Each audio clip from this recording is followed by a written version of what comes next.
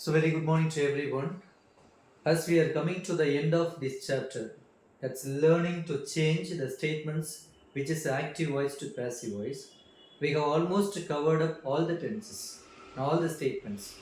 So, here there are few rules and regulations which we have to concentrate when changing active to passive voice. And what are the rules? We have many rules, but at the same time, we have to concentrate on some of the important rules. So the rule number one, that is how we can change the active to passive, how we can convert the statement from active voice to passive voice. So the rule number one, we have to pick up the object from the statement which is an active voice and make it as a subject in the passive voice. So with that we can convert a statement to passive, and followed by the formation of the statements. There is a formation how to change into passive. So we have already given all the formation for all the tenses. And rule number two, sometimes the students will be getting confused to pick up the object. Why? Because in certain cases there will be two objects in the statement, that is called direct object and the other one is called indirect object. And here there is a sample statement here written, Raja gave me the book.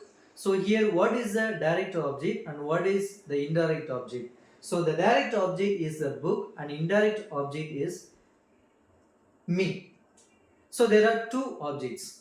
So here the students get confused. So the object has to be made as a subject in the passive voice for converting, but there are two objects. So which one has to be used? So here there is nothing to worry about. Either the students can pick up the direct object and make it a statement, or you can also pick up the indirect object and make it as a subject in the passive verb. So first we have picked up the direct object. So what is the direct object? Raja gave me the book. So the book is the direct object. So how we have converted the statement into passive? The book was given me by Raja. So this is the passive form. So again we have another object, that's the indirect object. So what is that? Me is an indirect object in the active voice. So what is the relative pronoun? That is I, first person singular. So I was given the book by Raja. So this is how we can use the object in the active voice and make it as a subject in the passive voice. So either we can use the direct object or we can also use the indirect object. So we are moving to the next rules and regulation.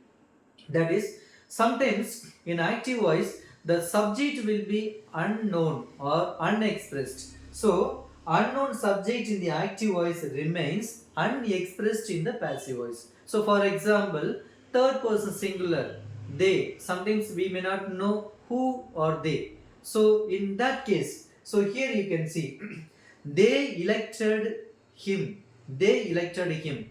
So when we convert this statement into passive voice, we can simply write he was elected. That's all. He was elected.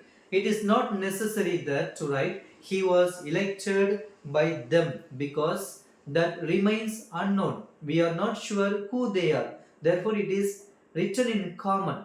Therefore, so when the statement is written in common, they elected him. In that sense, it is not necessary to highlight the subject in the active voice. Therefore, we can simply write he was elected. That's all. So these are some of the main rules and regulations to convert the statements which is in active voice to passive voice. And other formation and other rules and regulations are already clearly expressed in the previous videos. That's all. Thank you.